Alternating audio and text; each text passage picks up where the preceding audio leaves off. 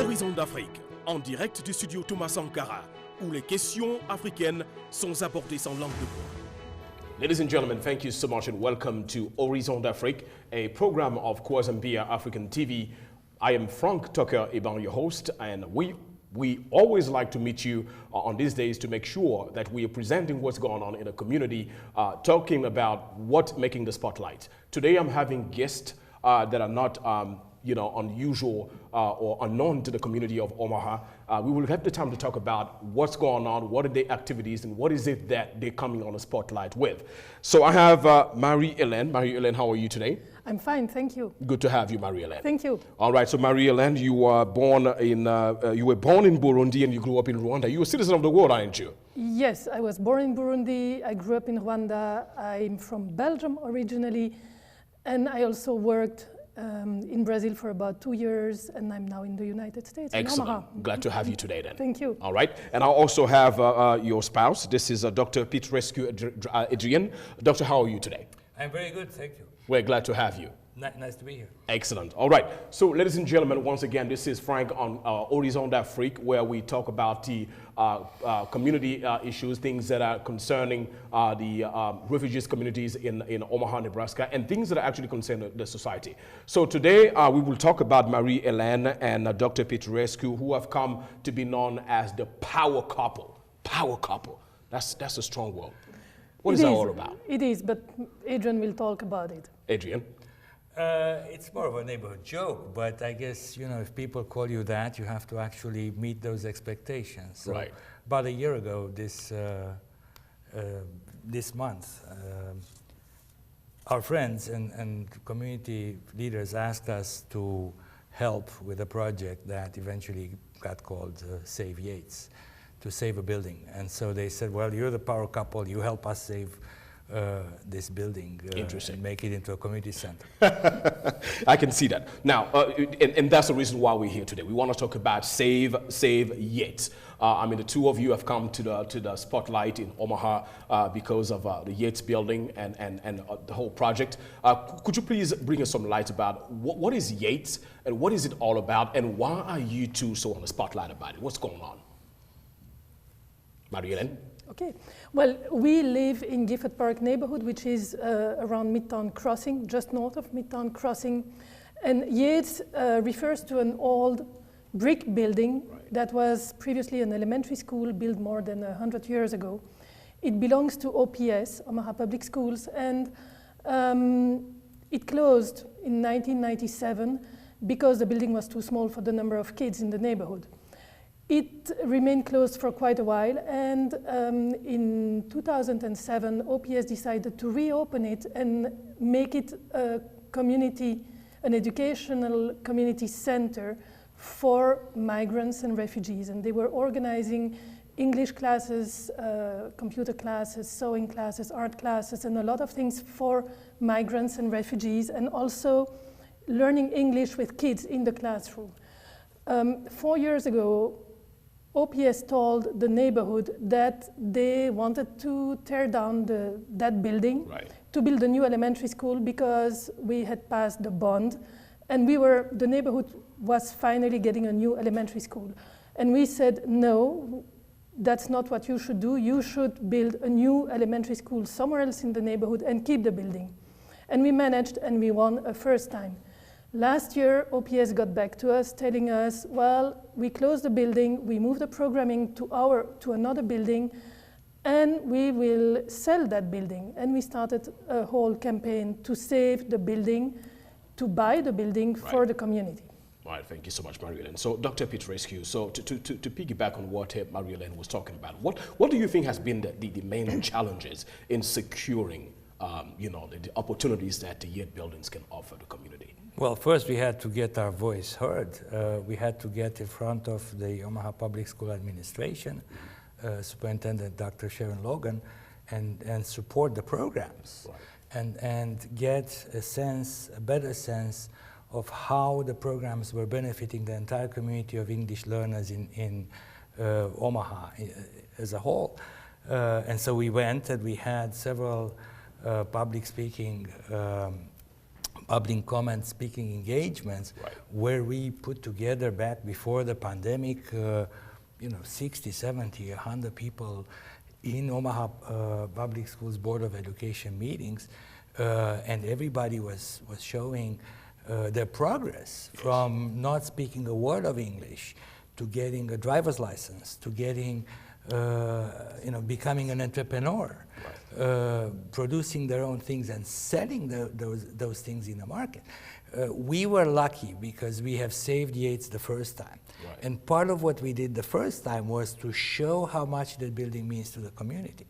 So for example, 4 years ago, in 2 days, would be the anniversary of the first Makers Market. Modeling other markets in other, we don't realize that we used to have Christmas markets before pandemics, right? But in Belgium, there's always a Christmas market. So we had vendors come and sell their products at Yates. Well, I've taught English learners for a long time. Right. People don't learn English for the sake of learning English alone. Right. They learn English so that they can do something with it, right? To interact with people, for communications. And so when you see, so to say, the light at the end of the tunnel of an ESL class, what are you going to do next? Well, I'm going to make this purse and I'm going to sell it at the Christmas market. When we created that, the impact on everyone who was in those classes was tremendous. So Dr. Petrescu, and I want to really touch on that point. Clearly, listening to what you're saying, what I like to call the Yates Initiative is providing a huge opportunity for the growing immigrant community in Omaha. So what has been the response from the standpoint of these immigrants?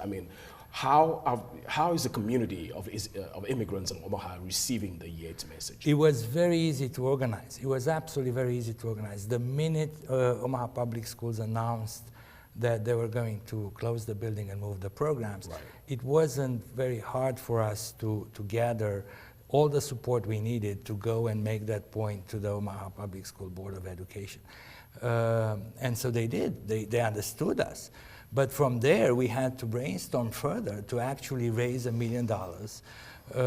And so with that support, to move the needle to the point where it becomes an organized effort that is beyond just the two of us or a neighborhood association. So we had to make this, it's Save Yates for Omaha, to make this an Omaha-wide initiative, to get support behind this from a number of large-scale capable organizations. And so we managed to find the White's Family Foundation and sell them on the idea. And right away, they bought into our vision and stepped in and organized. And now when the White's Family Foundation steps in, they step in with connections, they step in with networking, and they step in with expertise. And so that minute changed everything. The minute the White's Family Foundation was behind the effort, we could go in and at the board level discuss with Metropolitan Community College, Learning for All, where I taught, and a number of others. And so as soon as it became a large-scale collaborative of multiple organizations, all determined to make this work, we had a plan that we could put on Omaha Public Schools Administration's desk, and from there we could persuade further that this was viable and that the board, every elected member, was better off if they voted for the community and to return this building to the community rather than to a for-profit higher bidder. Right, interesting. Well, Marie-Helene, I like to get into, because I'm very fascinated by your positioning in this whole project here. I mean, you are clearly well versed. You've traveled the world. I mean, you lived in Rwanda, right? I mean, you were born in Burundi. You traveled, to Brazil and all this. But you clearly you are a citizen of the world. And I am interested in understanding how do you feel personally about this Yates initiative? Why do you think somebody in New York hearing you today should support the Saving the Yates initiative personally? Well, I think that indeed my experience is around the world, and I'm an immigrant myself, and I believe that such a center will bring people together for a better understanding of each other, but also offer support to integrate a new community. It's hard to integrate a new community, a new culture. And I believe, because I've lived it myself, that we can help people be better citizens of this city, right, and really also improve their own life.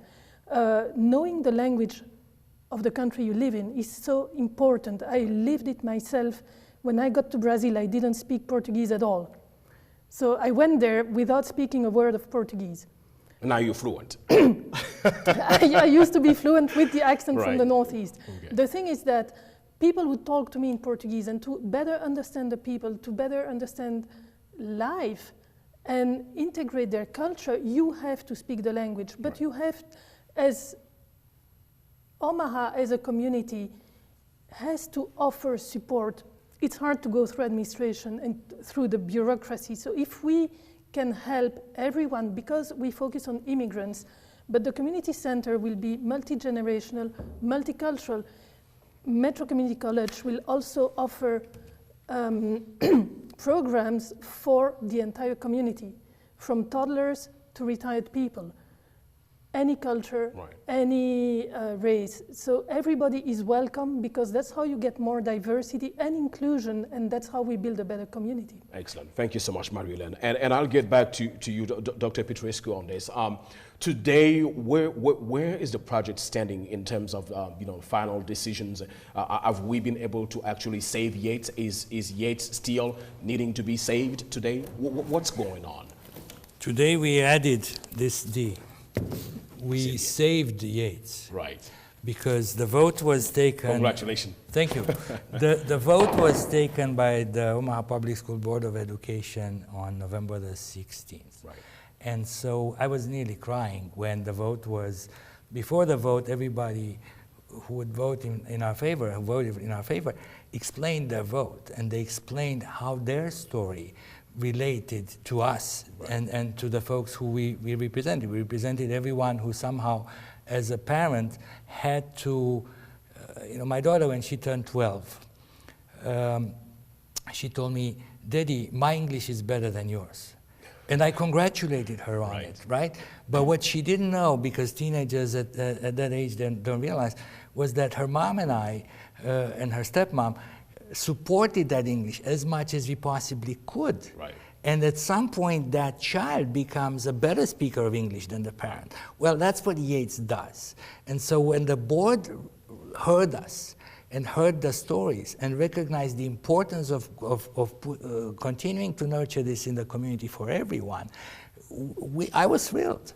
A 6-1 vote, and the stories of all the board members. And it's stories in the future that meant that they got us, they got our community members who were there and speaking what Yates has meant to them, right.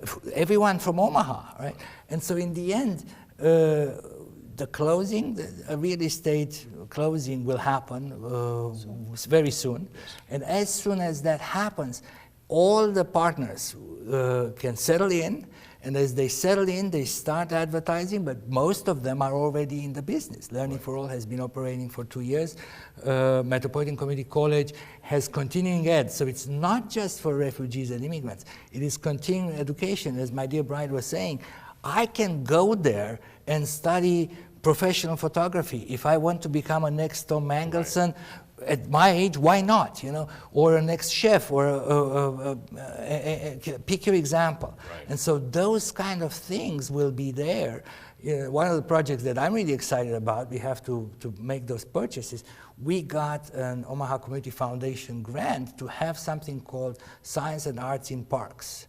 And so because we used to have programming, Gifford Park Neighborhood Association had programming in the summer. Yates will serve as extending all of that right. in the winter, when things can happen indoors because it's too cold to be in the park. Right. Well, science happens year-round, and art is also year-round, right? So we just can't wait to open doors as soon as we possibly can. So. Excellent.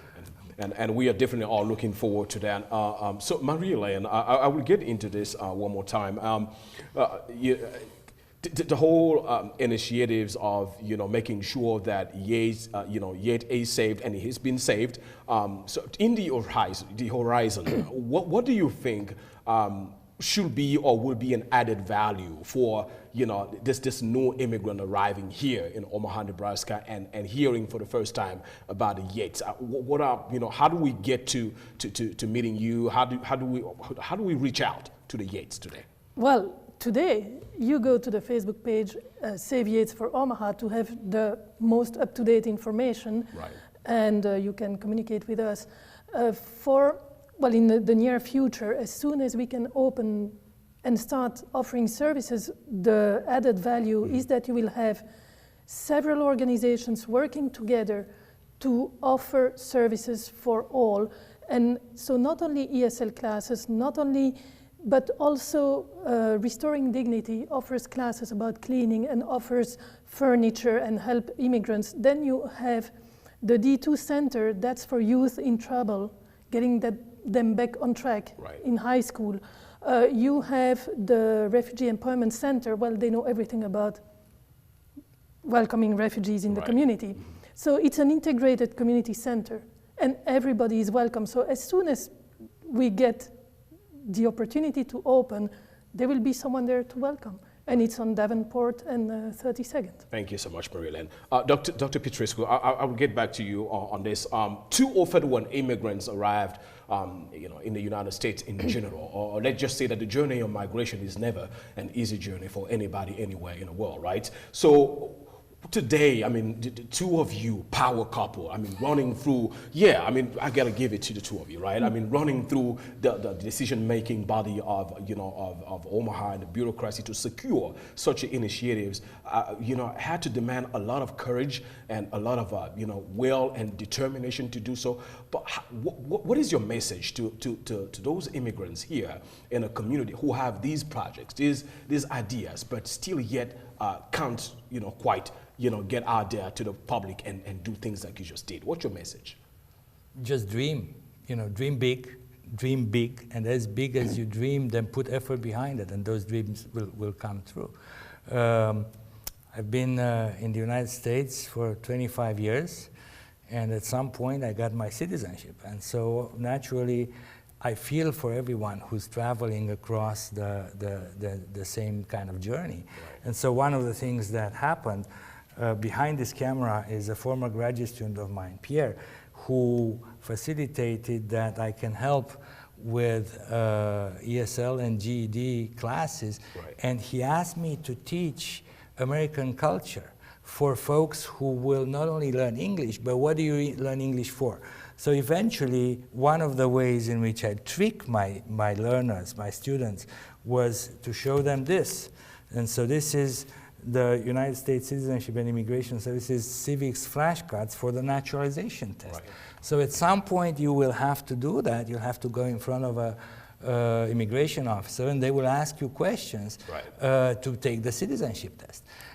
So it is a journey, and as that journey happens, there's always light at the end of the tunnel, right? So, right. But once you get out of the tunnel, you realize that there's a new tunnel further, right? So you dream another big dream, right, and you follow that one through. Right. And so I don't like to talk about my experience.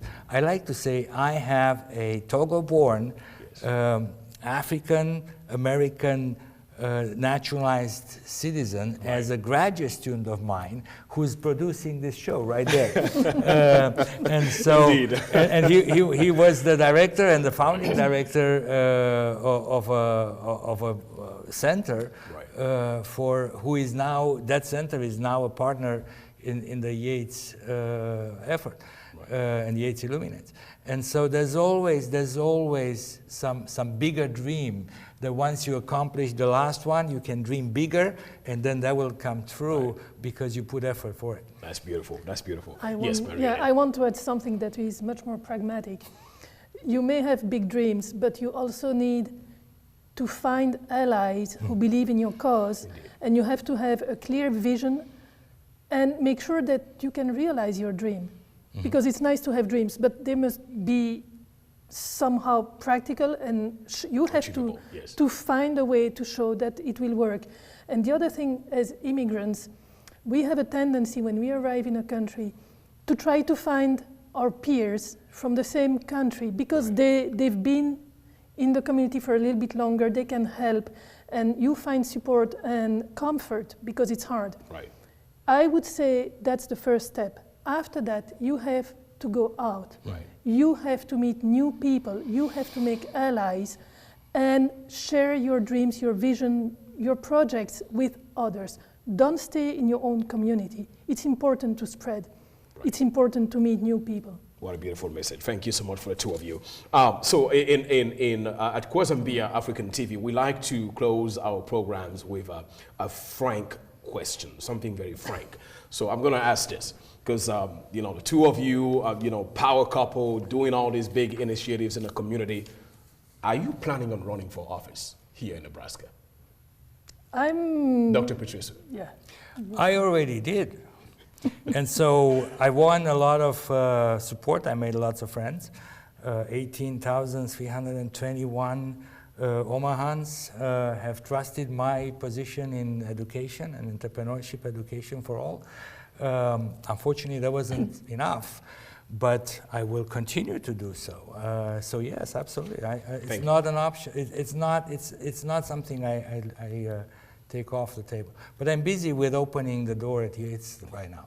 Excellent. So, and Marie-Helene, I have a different question for you. Okay, very frankly, if today you were to become the governor of Nebraska, right, what would be your first message to the immigrant community, the growing immigrant community here in Nebraska? I would say, welcome, and we need you, and everybody has a place here, and everybody has something to do to help the community become better. Excellent. Marie-Helene, thank you so much. Thank you. Ladies and gentlemen, this is Horizon d'Afrique, and I had today the opportunity to receive Dr. Petrescu and Marie-Helene, both serving the community through the Save Yates initiatives. Ladies and gentlemen, we do invite you to check out the Facebook page, Yates, Save the Yates, and learn more about this community initiatives. It takes just one person to join in. It takes a phone call. It takes somebody to share the message so we can grow the movement. It's Yates. We need to save it. We need to welcome the community. We need to grow as a community here in Omaha, Nebraska. And Kwazambia African TV is here to support these initiatives. I want to thank you. Thank you all for tuning in. Thank you so much, Marie-Helene, for being here with us. Thank you. Thank you so much, Dr. Petrescu. Thank you. Until I see you again. Bye-bye. Horizon d'Afrique, en direct du studio Thomas Sankara, où les questions africaines sont abordées sans langue de bois.